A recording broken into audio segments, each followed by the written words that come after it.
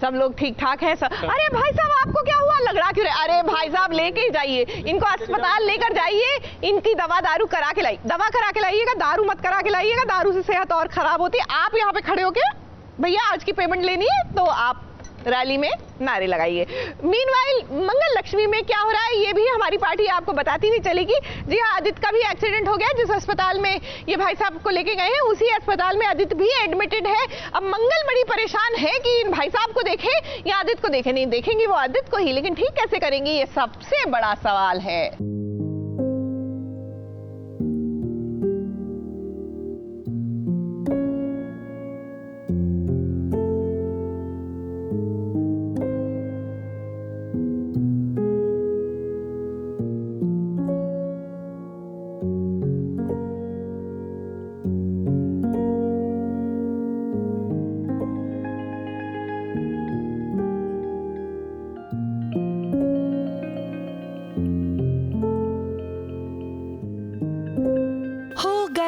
आदित्य का एक्सीडेंट।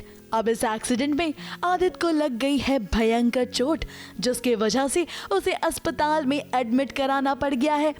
अब ऐसी नाजुक हालत में मंगल को समझ नहीं आ रहा है कि वो आदित्य की जान बचाए तो कैसे बचाए। अस्पताल का खर्चा भी है और घर वाले परेशान भी।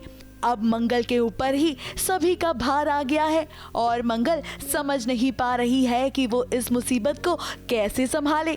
अब डॉक्टर साहब तो कह रही हैं मंगल को अस्पताल की फीस भरने के लिए, मगर मंगल के पास जितने पैसे हैं उसमें अस्पताल का खर्चा तो नहीं निकलेगा। पूरा परिवार आदित्य की हालत को देखकर परेशान है, मगर अपने पति को यूं देखकर मंगल को आदित्य के साथ बिताए हुए पल याद आ रही हैं और इन यादों को याद करके उसकी आंखें नम हो गई हैं।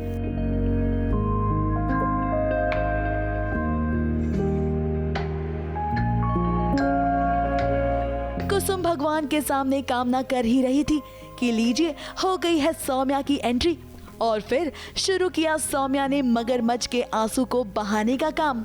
मुझे तो यकीन ही नहीं हुआ, जैसे मुझे पता चला मैं भागती भी आ गई। कैसे हो गया कैसे? मुझे तो विश्वास ही नहीं हुआ जब मैंने सुना। मुझे बहुत गलत हुआ है, ये सब बहुत गलत हुआ है। मैं जानती हूँ हमारा कोई रिश्ता नहीं था, लेकिन फिर भी। अब सौम्या ने तो सोचा था कि वो कुसुम को पट्टी पढ़ाएगी, जहां वो कुसुम को ये विश्वास दिलाने की कोशिश करेगी कि सब कुछ अब उसके कंट्रोल में है और आदित्य के साथ साथ वो पूरे घर का ख्याल रखेगी। मगर सौम्या, शायद आप भूल रही हैं कि अभी मंगल जिंदा है। इसमें ये तो पता ही है कि सौम्या का बहुत खुराफाती दिमाग है और वो बहुत ही चालाक और तेज़ है और कुछ ना कुछ चलता ही रहता है दिमाग में उनके उलझ। ये तो मैं बोलती भी अपने डायलॉग्स में। बट ये गाड़ी वाला कैसे पता चलेगा? मैं तो खुद सरप्राइज हूँ, बिकॉज उन्होंने ब्रेक फेल किए हैं, कैब बाहर की थी, तो जितना भी मैं दिमाग लड़ाऊँ, बट हाँ अगर कभी पता चलेगा तो वैसे पता तो चलना चाहिए अक्षत के पापा को। क्यों सौम्या, लगा ना आपको 440 वॉट का झटका? आपने तो सोचा था कि एक्सीडेंट की वजह से मंगल का पत्ता साफ हो जाएगा, मगर यहाँ तो पूरा खेल ही उल्टा पड़ गया। और तो और मंगल सही सलामत आपके सामने खड़ी है। मंगल को यूं सही सलामत देखकर सौम्या काफी ज्यादा शौक रह जाती है, मगर ऐसे में भी उसने अपने आप को संभाल कर एक बार फिर मंगल पर ही निशाना साधा है। तुम्हें तो बहाना मिल गया बदला लेने का। हाँ, अंदर ही अंदर खुशी हो रही होगी ना तुम्हें कि आदित्य ने तुम्हारे साथ जो किया उसकी सजा मिल रही है उसे। भगवान उसे सजा दे रहे हैं ना। बस कीजिए सौम्या जी, इतनी गिरी सोचना आपकी ही हो सकती है। मैं तो अपने दुश्मन के बारे में भी कभी ऐसा ना सोचूं।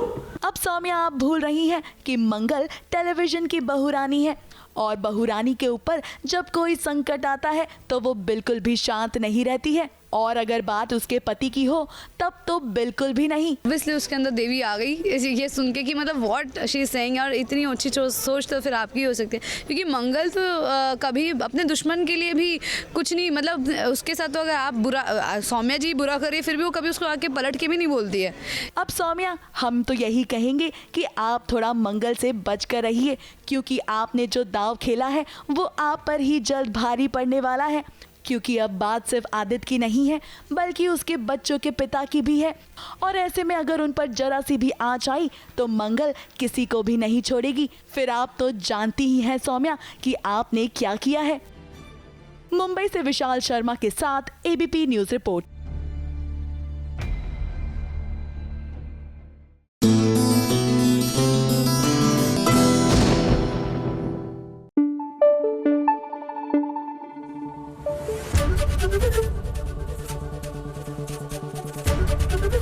एबीपी न्यूज आपको रखे आगे।